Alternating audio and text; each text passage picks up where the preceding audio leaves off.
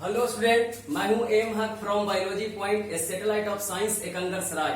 और आज आपके लिए हम लेकर के आए हैं बायोलॉजी में चैप्टर नंबर 7। और इसमें इवोल्यूशन में हम लोग जो टॉपिक आज स्टडी कर रहे हैं वो टॉपिक है हमारा यहाँ पे डार्विनिज्म, जिसे डार्विनवाद कहते हैं। ठीक है, तो आइए सबसे पहले हम लोग डार्विनवाद को समझते हैं, डार्विन को समझते हैं, और उसके बाद फॉसिल और पैलियोंटोलॉजी का डेफिनेशन हम लोग यहाँ देखेंगे। ठीक है, तो सबसे पहले यहाँ लिखा हुआ हेडिंग में evolution of life forms a theory.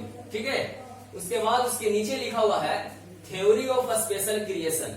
ये थ्योरी जो है वो गॉड बेस्ड थ्योरी है, यानी जो अलग अलग रिलीजियस में ये मान्यताएं हैं कि जो लाइफ का जो यहाँ पे ओरिजिन हुआ है उसमें गॉड का रोल है। ठीक है, उस आधार पे ये थ्योरी है। इसमें लिखा हुआ है कि परंपरागत धार्मिक साहित्य में हमें थ्योरी ऑफ स्पेशल क्रिएशन के बारे में बताते हैं।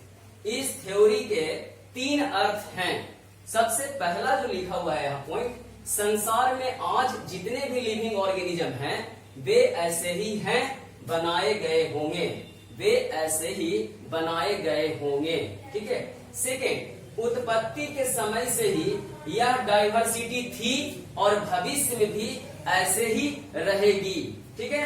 नेक्स्ट, अर्थ केवल 4000 ईयर्स ओल्ड है। इन सभी विचारों को 19th सेंचुरी में स्ट्रांगली चैलेंज किया गया। ठीक है। आगे हमारा जो है स्टार वो डार्विनिज्म है, जिसे हम लोग डार्विनवाद कहते हैं। तो डार्विन का पूरा नाम जो है वो है चार्ल्स रॉबर्ट डार्विन। ये एक इंग्लिश नेचुरलिस्ट, जियोलॉजिस्ट एवं बायोलॉजिस्ट हैं। इनका जन्म जो बॉर्न है वो 12 फरवरी 1809 है और डाइड 19 अप्रैल 1882। ठीक है। HMS बीगल एक सेल शिप है। HMS बीगल एक समुद्री जहाज है जिसके द्वारा परिभ्रमण या समुद्री यात्रा के लिए डार्विन को प्रोवाइड किया गया। HMS बीगल लिखा हुआ है कि चार्ल्स डार्विन ने HMS बीगल पर विश्व भ्रमण के समय ऑब्जर्व करके निष्कर्ष निकाला कि पृथ्वी पर उपस्थित लिविंग फॉर्म आपस में समानताएं रखते हैं, बल्कि उन लाइफ फॉर्म आपस में भी समानता रखते हैं जो करोड़ों वर्ष पहले उपस्थित थी, बल्कि अब नहीं है। ठीक है। पृथ्वी पर विभिन्न लाइफ फॉर्म समय के साथ नष्ट, एक्सटिंक्ट होते गए और अर्थ हिस्ट्री के विभिन्न पीरियड में न्यू फॉर्म पैदा होते गए। ये यहाँ पे डार्विन से रिलेटेड पॉइंट है। आगे लिखा हुआ है कि यहाँ पर लाइफ फॉर्म का ग्रेजुअल इवोल्यूशन होता रहा। ठीक है। प्रत्येक पॉपुलेशन की कैरेक्टरिस्टिक्स में वेरिएशन आती रही। इन कैरेक्टरिस्टिक्स ने इन्हें natural condition, climate, food, physical factor ETC में रह सकने में सहायता दी तथा दूसरों की अपेक्षा रिप्रोडक्टिव स्ट्रॉन्ग बनाया। ये यहाँ पे पॉइंट है हमारा। ठीक है।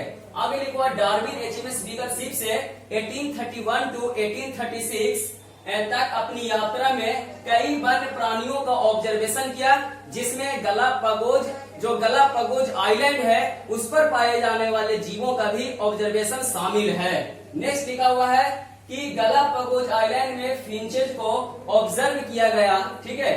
फिंचेज में वेरिएशन देख उन्होंने अपने आप से पूछा कि ईश्वर ने हर एक प्रकार के जीवों की सृष्टि पृथ्वी के अलग अलग भागों में अलग अलग तरीके से किया। वे प्रश्न के उत्तर की खोज में 20 वर्षों तक कार्य करते रहे एवं अपने विचारों को लेख के रूप में प्रकाशित करते रहे। ठीक है। लिखा हुआ सन 1838 ईस्वी में डार्विन को थॉमस रॉबर्ट माल्थस का एक लेख पढ़ने को मिला। यह लेख आबादी के सिद्धांत के ऊपर था। इस सिद्धांत के अनुसार जीवों की संख्या में जो वृद्धि है वो गुणोत्तर श्रेणी में होती है, जबकि फूड की वृद्धि समानांतर श्रेणी में होती है।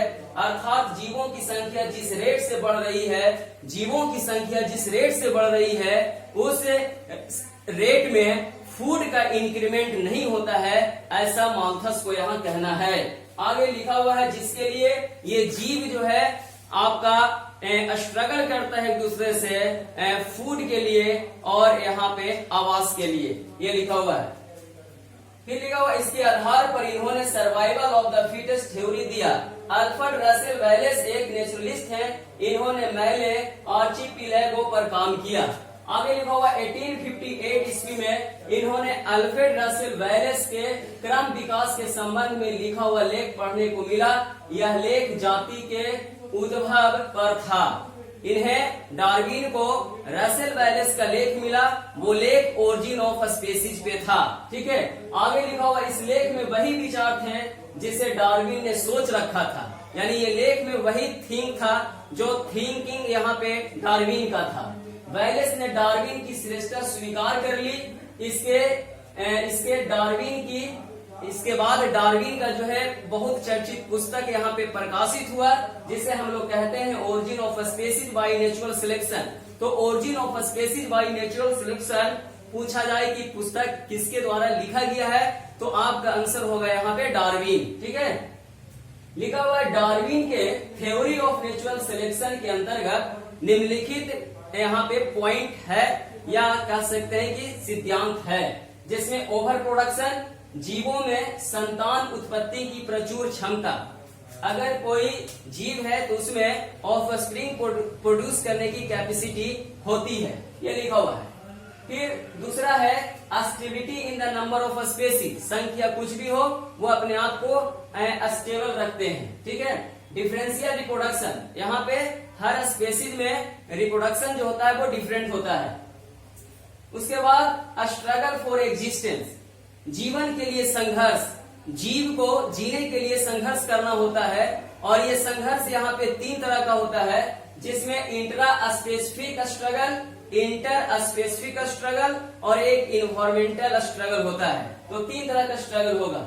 वेरिएशन, विभिन्नताएं, प्रत्येक जीव दूसरे जीव से किसी न किसी मायने में भिन्न होते हैं, ये डार्विन को यहाँ कहना है। 6 सर्वाइवल फॉर द फिटेस्ट, योग्यतम की अतिजीवता, जीवन के लिए संघर्ष करने में वही जीव सफल होते हैं जो योग्यतम होते हैं। वैसे जीव जो वातावरण के लिए उपयुक्त नहीं होते हैं वे नष्ट हो जाते हैं। कहने का तात्पर्य यह है कि वही जीव यहाँ सरवाइव कर पाते हैं जो अपने आप को यहाँ स्ट्रॉन्ग रखते हैं और स्ट्रगल में जो जीतते हैं वही यहाँ पे सरवाइव करते हैं। आगे लिखा हुआ 7 नंबर में inheritance of variation and natural selection, विभिन्नताओं की वंशागति एवं प्राकृतिक वर्ण, ये हमारा डार्विन का पॉइंट नंबर या थ्योरी नंबर 7 है। जीवों की प्राकृतिक चुनाव की क्रिया चलती रहती है। जीवों में पाए जाने वाली उपयोगी विभिन्नताओं की वंशागति अगली पीढ़ियों में, यानी जो उपयोगी है वेरिएशन वो नेक्स्ट जनरेशन में आता है, ये लिखा हुआ है। और विभिन्नताओं की वंशागति अगली पीढ़ियों में भी होती है। इस क्रिया के द्वारा अगली पीढ़ी की संतानें जीवन संघर्ष में सफल होते हैं। ऐसी विभिन्नताएं जिससे जीवन संघर्ष में सहायता मिलती है सूक्ष्म होती है और धीरे धीरे वो बढ़ते जाती है। कई पीढ़ियों के बाद विभिन्नताओं का समुचित विकास होता है। इस समय ये जीव अपनी पिछली पीढ़ियों से बिल्कुल भिन्न होते हैं, अतः प्राकृतिक चुनाव द्वारा जीवों में रूपांतरण उत्पन्न होता है। ठीक है, ये ध्यान रखना आपको। और finally point number 8, origin of new species, नई जातियों की उत्पत्ति। जीवधारियों में समय समय पर होने वाले परिवर्तनों के द्वारा नए लक्षणों का चुनाव एवं पीढ़ी दर पीढ़ी जो स्थानांतरण होता है उससे नई जातियों की उत्पत्ति होती है। लेकिन उस समय जो डार्विन का जो कॉन्सेप्ट है उसमें बहुत सारे साइंटिस्ट डार्विन के कॉन्सेप्ट को एक्सेप्ट किया, स्वीकार किया, लेकिन बहुत सारे साइंटिस्ट ऐसे भी थे जो डार्विन के कॉन्सेप्ट को एक्सेप्ट नहीं किए, स्वीकार नहीं किए। उनका जो आधार था, बहुत सारे ऐसे वहां पे फेनोमिनल थे, घटनाएं थे, जिन घटनाओं का वर्णन जो है, एक्सप्लेनेशन जो है वो डार्विन के कॉन्सेप्ट से नहीं होता है। जैसे वेरिएशन के कारण को नहीं बताया गया, congenesis, new characters, arrival of the fittest organisms, vestigial organ, unchanged form, new species, mutation, ये सब ऐसे फेनोमिनन है जिसका एक्सप्लेनेशन डार्विनिज्म में क्लियर नहीं होता है। फॉसिल, जीवाश्म हम लोग किसको कहेंगे, लिखा हुआ है रॉक्स के अंदर लाइफ फॉर्म्स के हार्ड पार्ट्स के अवशेष को फॉसिल कहते हैं। जो लिविंग बॉडी है वो रॉक के अंदर या सॉइल के अंदर डेड होकर, डेड पार्ट उसका कई वर्षों के बाद जब उसे वहां से रेसिड्यू के रूप में, अवशेष के रूप में जब हम निकालते हैं या प्राप्त करते हैं तो उसको हम लोग फॉसिल बोलते हैं, हिंदी में इसको जीवाश्म कहा जाता है। और बायो के जिस ब्रांच में हम लोग फॉसिल का स्टडी करते हैं, जीवाश्म का स्टडी करते हैं, बायो के उस ब्रांच को पैलियोंटोलॉजी कहा जाता है, जिसे हिंदी में जीवाश्म विज्ञान कहते हैं। तो बहुत सारे पॉइंट ऐसे हैं यहाँ पे जो ऑब्जेक्टिव क्वेश्चन और सब्जेक्टिव क्वेश्चन को सोल्व करेंगे तो बोर्ड एग्जाम में जो पूछा जाएगा क्वेश्चन, उसमें से कुछ क्वेश्चन जो है यहाँ से अगर आता है तो वो आपका सोल्व हो जाएगा। इसलिए जो बोर्ड पे पॉइंट लिखा हुआ है उसको नोट कर लेंगे, ठीक है।